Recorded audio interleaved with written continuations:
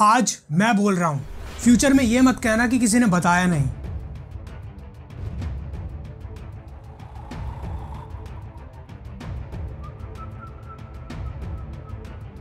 अभी कल 15 अगस्त को, that means on independence day, आप में से बहुत से लोग छतों पर चढ़े हुए थे और सॉन्ग्स प्ले कर रहे थे।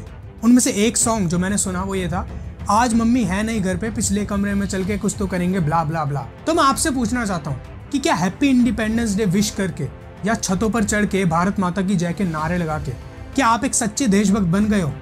अगर आपको ऐसा लगता है कि हाँ, तो आज मैं आपका भ्रम तोड़ने वाला हूँ। अक्सर लोगों की देशभक्ति सिर्फ बॉर्डर तक सीमित रहती है, एंड प्रिसाइजली कहूँ तो इंडिया वर्सेस पाकिस्तान पे रहती है, और आजकल तो इंडिया वर्सेस चाइना भी चल रहा है। लेकिन क्या सिर्फ बॉर्डर ही देशभक्ति है? इस वक्त हमारे जवान बॉर्डर पर तैनात हैं जो हमारी सुरक्षा करते हैं बाहरी तत्वों से, लेकिन हम ये क्यों भूल जाते हैं कि देशभक्ति देश के अंदर भी है? क्या होगा अगर उन सैनिकों से संपर्क करने वाले इक्विपमेंट्स खराब हो जाए तो? क्या होगा जिन रास्तों के जरिए सैनिकों को खाना पहुंचाया जाता है वो रास्ते तबाह हो जाए तो? क्या होगा अगर वो कंपनीज जो हमारे सैनिकों के लिए हथियार बनाती है वो ठप पड़ जाए तो? क्या होगा उन लड़कों का जो fake rape case, fake domestic violence case और फेक डाउरी केसेस में फंसे हुए हैं अगर वकील उनकी पैरवी ना करे तो? क्या होगा लड़कियों पे एसिड फेंकने वाले उन लड़कों का अगर उनको जज सजा ना सुनाए तो? क्या होगा इस देश का पैसा कहां से आएगा अगर इस देश की अर्थव्यवस्था ठप पड़ जाए तो?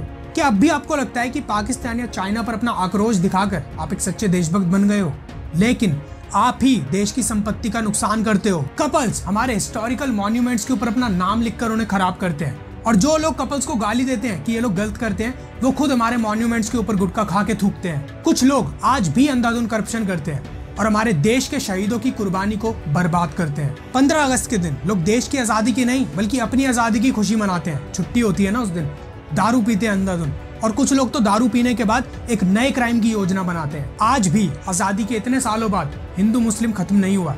आज भी देश में दलितों के साथ अत्याचार के मामले सामने आ रहे हैं। लड़कियों के साथ दिन ब दिन रेप के मामले बढ़ते ही जा रहे हैं, और अब तो बच्चियों के साथ भी दुष्कर्म होने लगे हैं। क्या ये देश सही में आजाद है?